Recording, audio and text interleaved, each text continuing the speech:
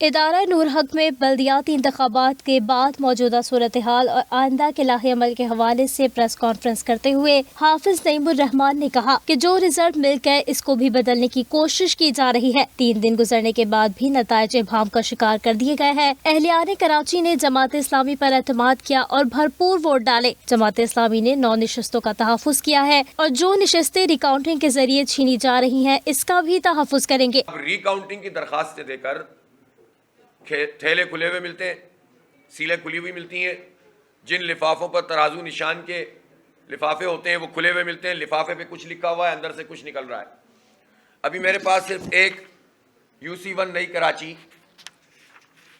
شاہنواز ہے نہیں جی، اس کا میرے پاس ایک کمپائلیشن موجود ہے، کیا کیا حرکتیں کی ہوئی ہیں۔ لفافے پہ نمبر ووٹ الگ لکھے ہوئے، اندر الگ ہیں۔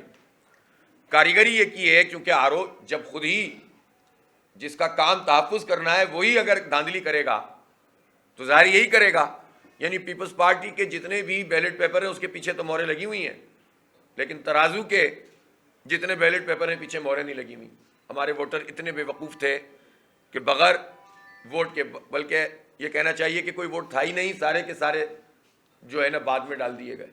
حافظ نعیم الرحمان کا کہنا تھا کہ ایک جانب وزیر اعلیٰ سندھ بات چیت اور مسائل کے حل کی یقین دہانی کروا رہے ہیں، دوسری جانب ان کے ورکرز ROs کے ساتھ مل کر جال سازی کر رہے ہیں۔ جماعت اسلامی شہر کی نشستوں اور ووٹوں کے اعتبار سے سب سے بڑی جماعت ہے۔ اگر ہم حلقہ بندیوں کی وجہ سے انتخابات نہیں ہونے دیتے تو پھر یہ مزید 3 سال تک انتخابات نہیں ہوتے۔ ہم ناجائز مطالبہ کوئی نہیں کرتے، ہم جائز حق مانگ رہے ہیں۔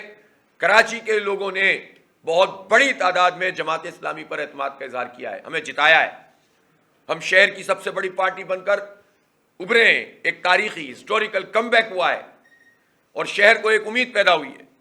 اس امید کے اوپر بھی ڈاکہ نہ ماریں آپ نے اس سے پہلے جتنا بھی کر لیا، جو اختلاف، جو احتجاج اور جو الیکشن کمیشن کے پاس میٹر ہے وہ اپنی جگہ، لیکن پوسٹ پول دھاندلی جو کچھ کی جا رہی ہے اور نتیجہ بدلا جا رہا ہے، ہم یہ سمجھتے ہیں کہ یہ غلط ہے۔ ہم آپ کے مینڈیٹ کا جب احترام کرتے ہیں تو آپ بھی عوام کے مینڈیٹ کا احترام کریں۔